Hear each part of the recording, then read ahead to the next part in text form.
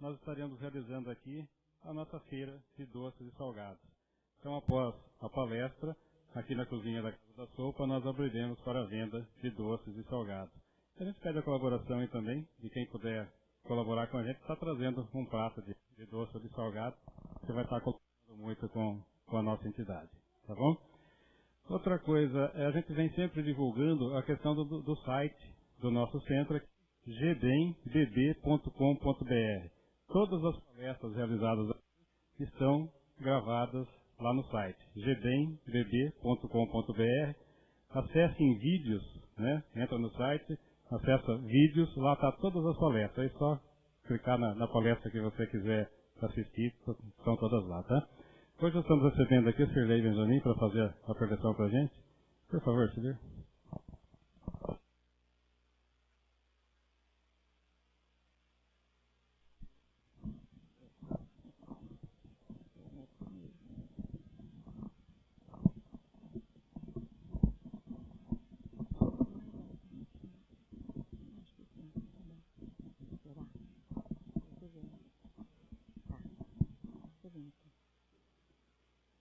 Boa noite.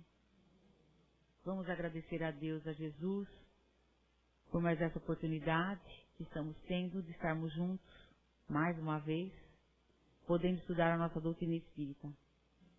A palestra de hoje é um texto de Adão Nonato, no auge dos seus 70 anos ou mais, que nos mostra uma sabedoria admirável, muitas coisas para nos ensinar, muito conhecido no meio espírita, é psicólogo, psicanalista, com especialização em terapia de vidas passadas, advogado, radialista, é um currículo vasto, fundador do Instituto Fraternal de Laborterapia, que trata dos distúrbios nervosos pelo trabalho da terapia ocupacional. Apresentador, comunicador de vários programas da Rádio Boa Nova. 6 programas, se eu não me engano, ele comanda na Rádio Boa Nova, que é uma rádio espírita.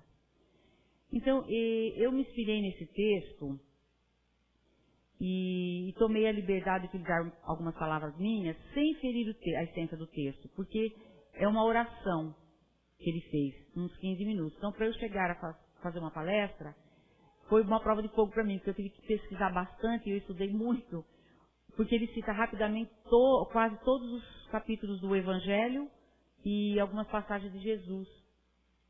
Então, eu transformei numa palestra sem ferir a essência.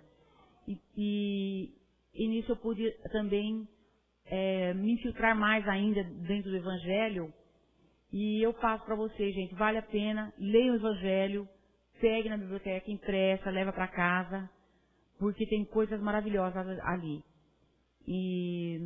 Então vale a pena até para pesquisar também. Então nós vamos iniciar agradecendo a Deus por ter colocado as suas leis em nossa consciência. A lei que nos ensina naturalmente o que é certo e o que é errado.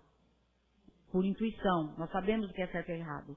E Kardec transcreve essa lei no primeiro capítulo do Evangelho com o título Não Vim Destruir a Lei, onde ele nos fala da lei recebida por Moisés, no Monte Sinai, resumida nos 10 mandamentos que está no Antigo Testamento. A gente vai falar rapidamente dos 10 mandamentos. O primeiro mandamento dessa lei, o Senhor da vida nos diz, para termos somente a Ele como Deus. Eu sou o Senhor teu Deus. Que segundo o Espiritismo, conforme a resposta do livro dos Espíritos da primeira questão, é a inteligência suprema, a causa primária de todas as coisas. Segundo o mandamento, o Senhor nos diz para não tomarmos seu nome em vão. Então devemos reverenciar sempre a Deus, né, com muito respeito, né, de forma útil, usando o seu nome sempre para nos elevar, e a gente sabe disso. Mas muitos usam o nome de Deus e de Jesus para fazer o mal, fomentar guerras. Na época das cruzadas, foi considerado um período muito sombrio para a humanidade, porque vidas eram tiradas, terras eram tomadas e populações exterminadas, e alegavam que estava agindo em nome de Deus e de Jesus, defendendo o cristianismo. E infelizmente, gente, embora nós sejamos filhos do mesmo pai, nós vemos isso acontecer até hoje. Nós estamos vendo aí na Inglaterra católicos e protestantes fazendo isso, que é uma pena, né, até hoje, e no Oriente judeus e muçulmanos. que tem origem no mesmo patriarca que Abraão. Então, são irmãos. Infelizmente, nós vemos isso. Terceiro mandamento, lembrava de santificar o dia de sábado. Santificar o dia de sábado, santificar um dia, não é fazer idolatria. Jesus nos ensinava que o sábado foi feito para o homem, não o homem para o sábado. Então esse mandamento nos diz, ele nos pede simplesmente para que tenhamos um dia para ele. E não importa que seja sábado. Quarto mandamento nos diz para honrarmos pai e mãe. E realmente a dívida com os nossos pais é impagável. Nós não estaríamos aqui hoje reunidos se não fosse pelos nossos pais, não é? Se não tivesse dado a nós a vida, não é? E a oportunidade de reencarnarmos. E nossos pais e nossas mães, quando crianças, são para nós como se Deus fosse, é assim que nós vemos os nossos pais. Mas eles também têm as suas dificuldades, seus medos, né? As suas angústias. Assim como nós, depois que somos pais, a gente começa a ver que nós não somos deuses, né? Então fica muito difícil, às vezes, de compreender nossos pais. Nem sempre compreendemos, mas devemos dar atenção, amor, respeitar e agradecer por nos deixar vir ao mundo, que, gente, afinal de contas, a fila de espera para o reencarne é muito grande. Nós imploramos para vir e eles nos deram essa oportunidade.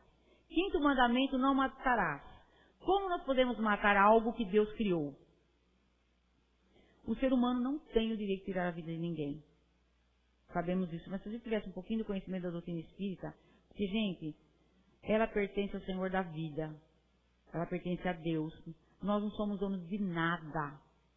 Nada é nosso.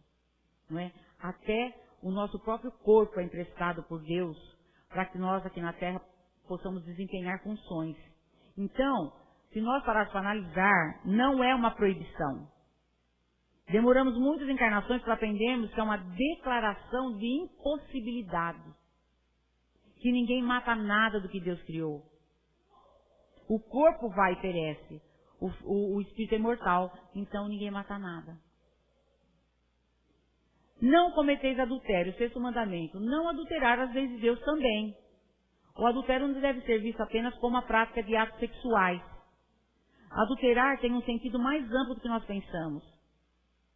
Né? E deve ser estendido a todos os atos de nossas vidas. Quando nós ferimos as leis de Deus, nós estamos adulterando em todos os sentidos.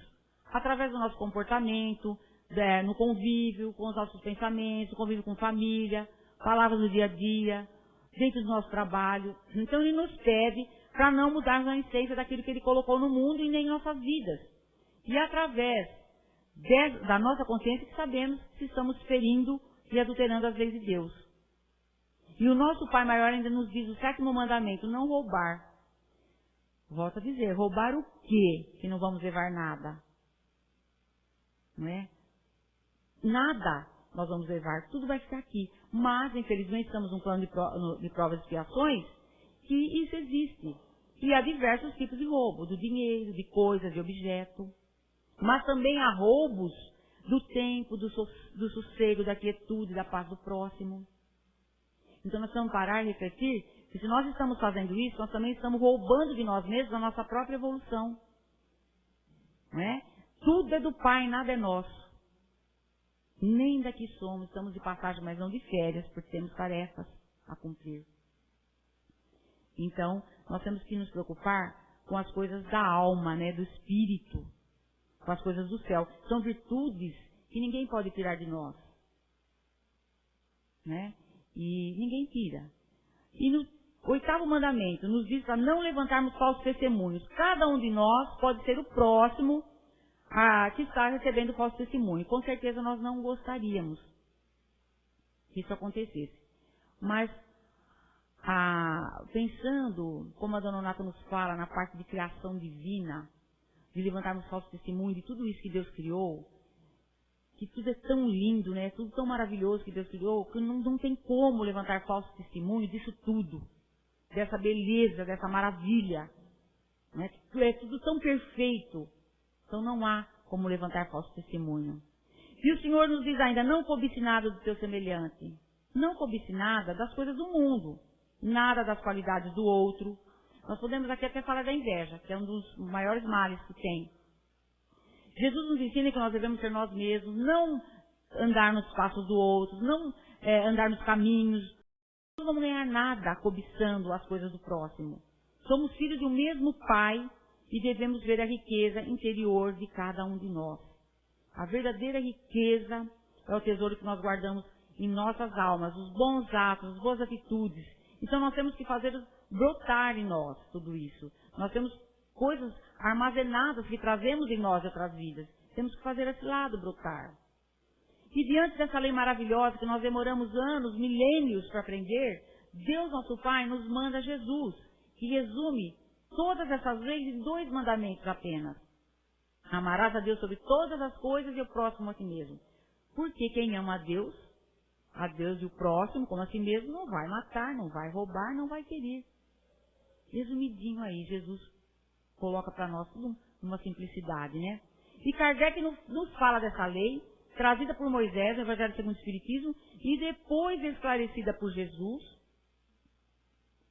que resume em 2, que nos mostra que a lei é justa e tem como base o amor, e vem a doutrina espírita, seguindo o Mestre Jesus, nos mostrar que a importância, através dos espíritos sábios benevolentes, da união da religião e da ciência, e também a importância da fé raciocinada.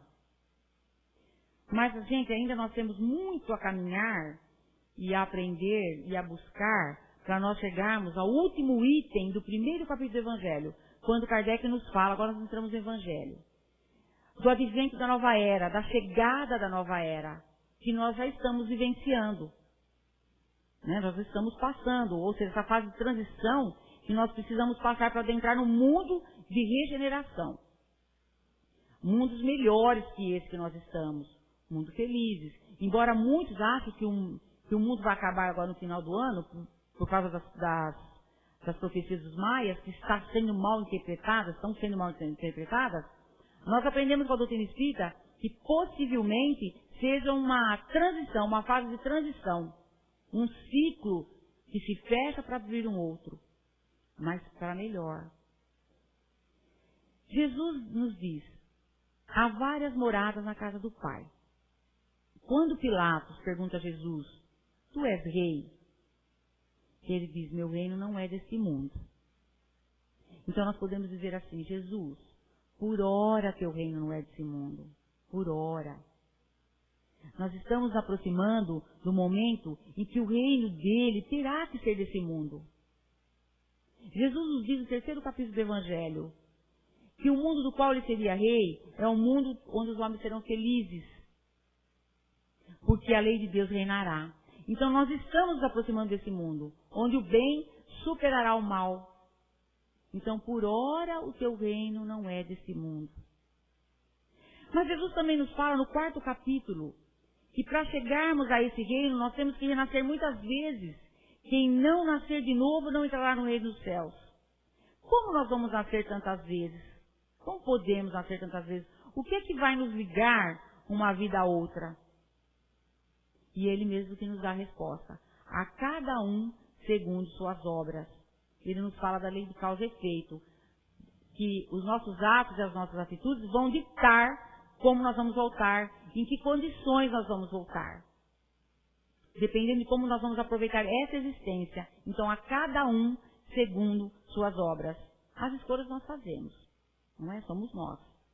Está em nossas mãos. Obras boas, bons resultados, obras ruins, resultados negativos.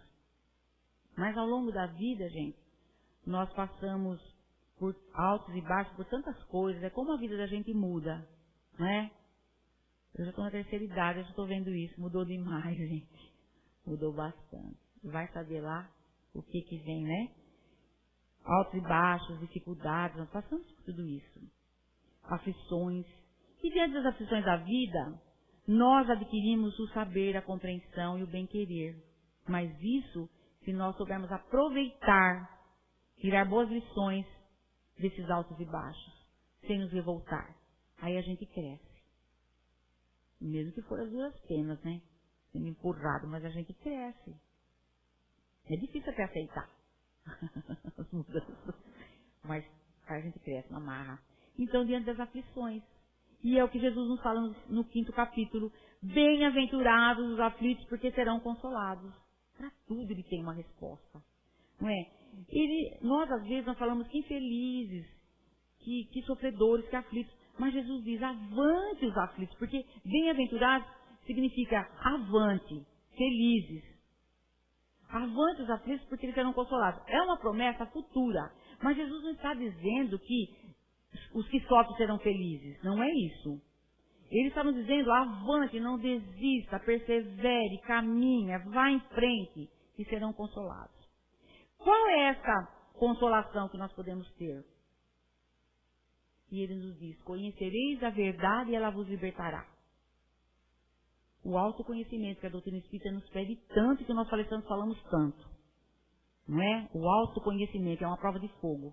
Porque você tem uma frase de Jung que diz, quem olha para fora sonha, quem olha para dentro desperta. Então, se nós olharmos para dentro de nós mesmos, nós vamos despertar. E vamos ver coisas boas e ruins. Vamos ver coisas que nós gostamos e não gostamos. E é duro, viu? Você dá de cara com você mesmo, com as coisas que você não gosta. Então, não é simples assim, autoconhecimento, eu me conheço, não. A gente tem que refletir, trabalhar coisas boas, tirar coisas negativas. Muitas vezes a gente não quer tirar. Não é? Então, mas também, o 6º capítulo do Evangelho nos fala do Consolador Prometido, que simboliza toda essa falange de espíritos iluminados, sábios, benevolentes, que passam seus ensinamentos, suas mensagens através dos médiuns e também através da doutrina espírita, codificada por Kardec. Né? Que a doutrina espírita nos mostra tanto, nos traz esclarecimento, consolo e acalma nossos corações. 7º capítulo do Evangelho, bem-aventurados os pobres em espírito, porque deles é o reino dos céus. Nos mostrando que nós precisamos abafar, escravizar o nosso orgulho, para dar lugar à humildade. Então, pobres em espírito, humildade. Né? Humildade para termos um coração puro, 8º capítulo. Bem-aventurados os puros de coração, porque eles verão a Deus. Esse ver a Deus não é vê-lo face a face. Lógico. Esse ver a Deus significa ter uma sintonia maior com o Pai, nos aproximarmos mais dele. Não é? Temos o coração puro para nos aproximarmos mais de Deus. Eu sempre falo no plural, todas as palestras que eu faço, eu sempre explico, que eu falo sempre nós, que possamos, que façamos, porque eu me incluo, viu, gente? Eu estou sempre aí no meio, não é porque eu estou aqui falando não, que eu estou num grau de espírito elevado, não estou nada disso não. Eu aprendo junto, estou junto aí. E eu me esforço a melhorar a cada dia, e o esforço é contínuo, como nos diz o Ana de Ângeles, é sempre, é diário, é toda hora, todo momento. Mas às vezes quando a gente escorrega, né, a gente quer dar uns murros, quer dar uns berros, então, mas a gente se freia um pouco. Jesus nos diz no 9º capítulo, bem-aventurados aqueles que são mansos e pacíficos, com esses ensinamentos morais. Jesus estabelece como lei a doçura, a moderação, a afabilidade, a mansidão, condenando a violência, a ira, a cólera e até mesmo qualquer expressão descortês com os nossos semelhantes. Então, peçamos a Deus que nos dê a mansuetude, que nos dê a paz para que possamos herdar o mundo, para que possamos chegar ao mundo de regeneração. Bem-aventurados os misericordiosos, porque eles encontrarão misericórdia. Capítulo 10 do Evangelho. O que é ser misericordioso? Misericórdias, coração que se identifica com a tristeza, com o sofrimento, com a miséria do outro. Que possamos ter essa capacidade de sentir o coração do nosso semelhante, de sentir a luz que há no nosso semelhante, não levando em consideração as trevas do outro. Que possamos responder um dia às agressões com misericórdia e caridade, nos identificando assim com a tristeza e com o sofrimento do próximo. E é o que nos pede Jesus no 11º capítulo do Evangelho. Ame o próximo como a ti mesmo. Nos ensinando que tudo aquilo que nós fizermos ao nosso semelhante, estamos fazendo a nós mesmos. O mundo é um espelho. Né? Ele reflete a nossa imagem, reflete os nossos atos, mas não só nos mostrando, mas devolvendo a nós também aquilo que nós fizermos ao nosso semelhante, ao universo. Então, tudo aquilo que fizermos que está fora, o universo vai nos devolver. Que tenhamos um coração misericordioso, que sejamos humildes de coração para que possamos servir com Jesus, servir com Deus, estar no caminho do bem. Faltando apenas um dia para a festa da Páscoa, Jesus sabia que ele ia deixar esse mundo e ir para o Pai. E Jesus e seus discípulos estavam jantando, quando Jesus se levanta, tira a capa, e envolto numa toalha e com uma bacia d'água nas mãos, ele diz assim, é preciso que vos lave os pés. E Pedro diz assim, meus pés tu não lavarás. E Jesus fala, amigo, se não te lavo os pés, nada poderá ter comigo. Mostrando a Pedro a necessidade da humildade de coração. E ele mesmo disse, Jesus, naquele momento, vocês não vão entender agora, depois vocês vão entender, mais pra frente. Mostrando que ninguém é mais que ninguém. E Pedro diz, aí caiu a ficha de Pedro, né? Aí ele entendeu. Aí diz, mestre, se for assim, não lave somente os meus pés. Lave minhas mãos, minha cabeça. Ou seja, ele entendeu. Banhe-me com seus fluidos de amor e de luz. Banhe-me da cabeça aos pés com seus fluidos de amor e de luz. E como estão os nossos pés? Onde estão os nossos pés? Como estão as nossas mãos, nossos corações, a nossa cabeça, o nosso corpo? Estão limpos, estão sujos? Que caminhos nós estamos seguindo?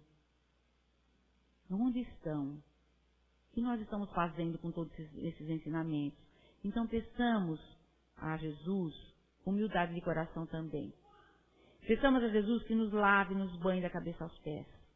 Peçamos a Jesus que lave-nos a alma, lave-nos os caminhos, lave-nos nossas metas, lava-nos nossos pensamentos, lava-nos todos com seus fluidos de amor e de luz, para que possamos caminhar nos seus caminhos. Peçamos a Jesus que nos liberte da paralisia espiritual, para que possamos cumprir o teu mandamento, levanta-te, anda, sai do teu lugar, vai em busca da sua essência.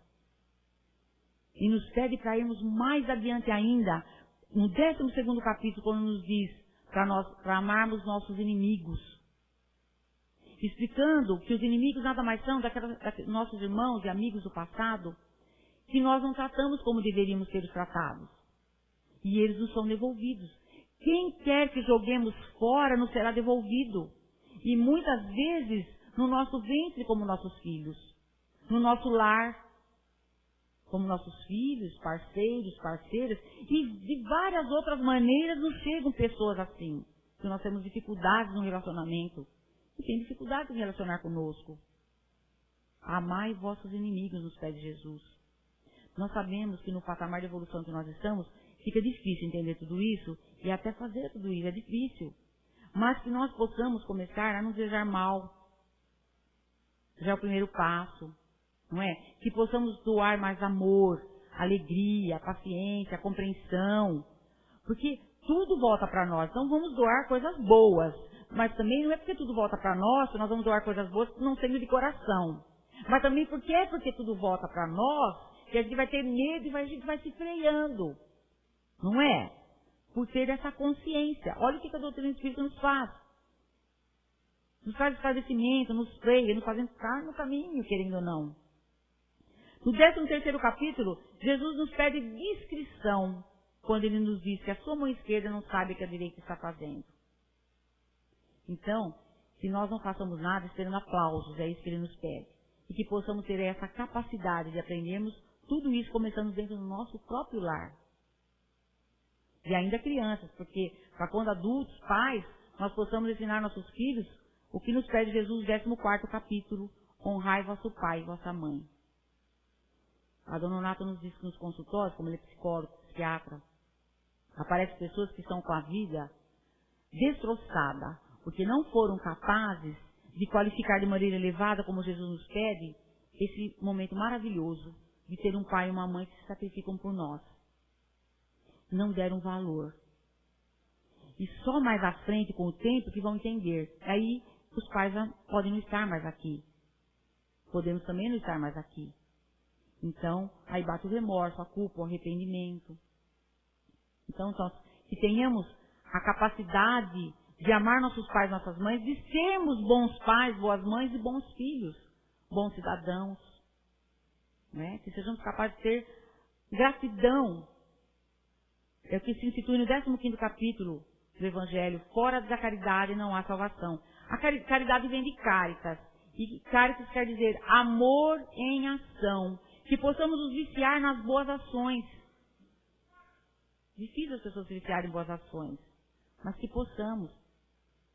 Assim como fizeram os seguidores de Jesus, e o fazem ainda hoje, mesmo desencarnado, continuam no vício de servir e amar ao próximo. Nós temos grandes exemplos. O Dr. Bezerra de Menezes é um deles, que nós falamos, Teresa de Calcutá, Francisco de Assis. Eles não param de servir. O Dr. Bezerra de Menezes não para nunca. Miramês não para nunca. Chico Xavier não para nunca. Emmanuel não para nunca. E tantos outros que não param de servir. E encarnados aqui no planeta Terra também. Muitas pessoas. Eu cometeria até uma injustiça, uma indelicadeza se eu citasse o nome de um e desistesse dos outros. Mas são muitos. Então que possamos seguir esses exemplos, nos viciando no trabalho, não sendo como eles. Claro, é muito difícil.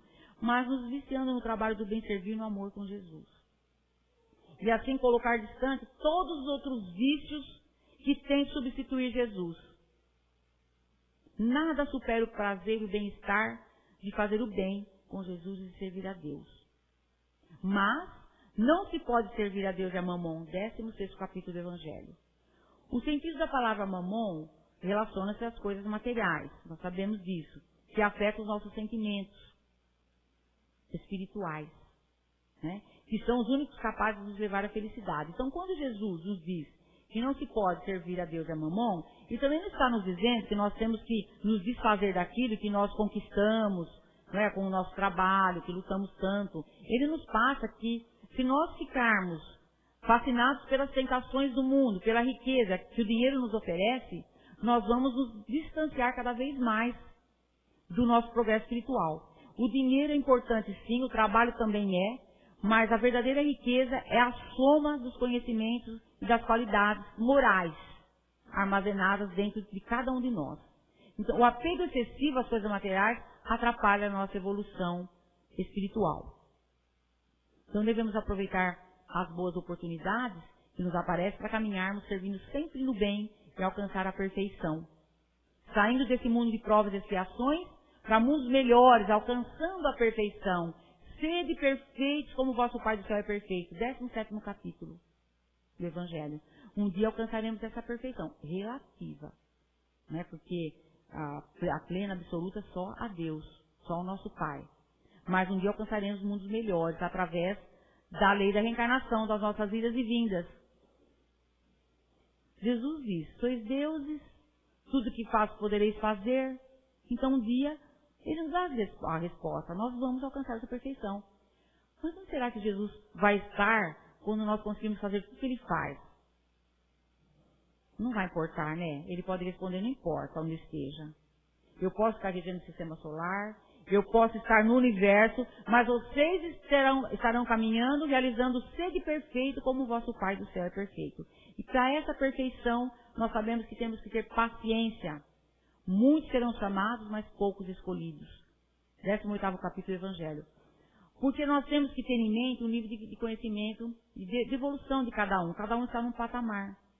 Da mesma maneira que um reitor da universidade jamais poderá esquecer que ele passou por essa escola, que ele não deu salto, nós também temos que entender que muitos serão chamados e poucos escolhidos. Nós vamos galgando. Nós temos muito a caminhar e fazer por merecer. Mas nós não podemos perder a fé. 19º capítulo do Evangelho, a fé transporta montanhas. E quando temos fé, nós podemos dizer como Paulo, tudo posso naquele que me fortalece. Se Deus é por mim, quem pode ser contra mim? Dá-nos essa fé, Senhor. Que tenhamos essa fé. Que possamos compreender também a paga dos trabalhadores da última hora. 20º capítulo do Evangelho. Trabalhadores da última hora. Não importa o momento de chegarmos à vinha do Senhor, mas que venha sempre o Senhor nos contratar. A importância do trabalho está na qualidade, né? Kardec iniciou a codificação aos 50 anos de idade. Começou aí. Então que tenhamos força para vigiar e orar sem cessar. Para não cairmos na tentação de estarmos atrás de um outro contratador que não seja Jesus. Que fiquemos atentos para não sermos induzidos e nem contratados por alguém que não tem a capacidade de nos conduzir pelo caminho do bem. Haverá falsos cristos e falsos profetas. Capítulo 21 livrai-nos dos falsos cristos e falsos profetas. Que possamos compreender esse capítulo 22 do Evangelho, que o homem não separe o que Deus uniu. Jesus aqui nos fala que somos unos. Jesus nos fala da sintonia com o Pai, da necessidade de nos sintonizarmos com Ele. Então devemos nos unir como irmãos, filhos de um só Pai, nos ajudando mutuamente, somos unos. E no capítulo 23, quando Jesus nos diz que quem não deixar pai e mãe para seguir não é digno dele, que Kardec coloca como moral estranha, ele não está nos dizendo para nós abandonarmos pai e mãe, deixarmos de cuidar deles, de respeitá-los. Seria falta de caridade e iria contra os princípios e os ensinamentos de Jesus.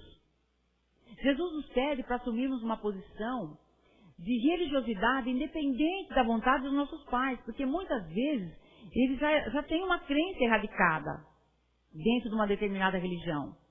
É isso que ele nos passa. E por conta disso, às vezes, eles interferem que seus filhos sigam uma outra religião que não seja deles. É isso que Jesus quer nos dizer. Então nós devemos manter, sim, a harmonia com os nossos pais, mas seguir a opção de religiosidade que queremos, que escolhemos, no caminho do bem, ensinado por Jesus. Uma outra ocasião, Jesus diz, honrai vosso pai e vossa mãe. Então seria um contrassenso, né, ele nos pedir para abandoná-los, para deixá-los desamparados. Porque Jesus vê a família humana como uma só. Ele diz, eu sou o pão da vida, eu sou a luz do mundo. Eu vim para dar vida ao mundo. Dá-nos a vida, Senhor. Dá-nos força de caminhar nos seus passos. Faz-nos compreender que os outros não podem ver as nossas provas e as nossas vidas. Dá-nos forças para que possamos vivê-las por nós mesmos. Quem quiser vir após mim, tome a sua cruz e siga-me, disse Jesus. Dá-nos forças para carregar a nossa cruz e seguir os seus ensinamentos e fazer brilhar a nossa luz. Que sejamos capazes de fazer o que nos pede. E Kardec coloca no 24º capítulo, não coloqueis a candeia embaixo do alqueire. Que sejamos capazes de colocar no ponto mais alto da sala, para iluminarmos a todos os nossos irmãos que, porventura, virem até nós em trevas, mas não respondamos às trevas, que não respondamos, mas que sejamos capazes de avivar a luz que está no interior de cada um, fazendo com que ela brilhe, vencendo o mal com o bem. Que sejamos capazes de nos reconciliarmos com os nossos adversários, com nossos inimigos. Que sejamos capazes, que possamos ser benevolentes e sábios para responder o sofrimento do coração do nosso semelhante com a misericórdia do nosso coração. Sempre buscando a Jesus. Capítulo 25. Buscai e achareis. Ajuda-nos a te buscar e a te encontrar. Ajuda-nos a caminhar na direção dos tesouros dos céus. E quando encontrarmos esse tesouro, que sejamos generosos, que sejamos capazes de distribuí-los a todos aqueles que nos cercam, cumprindo o ensinamento do 26º capítulo, dai de graça que de graça recebeste. E o 27º e penúltimo capítulo do Evangelho nos diz, pedi e obtereis. E dentro desse ensinamento, nós vamos encerrando a nossa lição de hoje, a palestra de hoje, agradecendo e pedindo. Agradecendo a Deus e a Jesus por todos os seus ensinamentos, por tantas bênçãos, tantas luzes. E pedindo. Que pedimos paz, Senhor. Pedimos luz. Que pedimos amor, orientação, discernimento, doçura, delicadeza. Que pedimos ajuda, experiência, eficiência, eficácia. Gratidão, glória, harmonia, inteligência. Pedindo justiça, pedindo liberdade. Pedindo misericórdia. Que sejamos capazes de notar os sofrimentos dos nossos semelhantes e podermos aliviá-los. Que pedimos oportunidade, Senhor. Que pedimos poder sobre as nossas fraquezas. Estamos pedindo, Senhor, sempre, sempre pedindo. Pai, dá-nos o respeito pelo Teu Evangelho. Dá-nos a submissão às Tuas leis, aos Teus mandamentos. Dá-nos, Senhor, o tesouro do Teu amor em nossos corações. Dá-nos a vida eterna, a vida plena.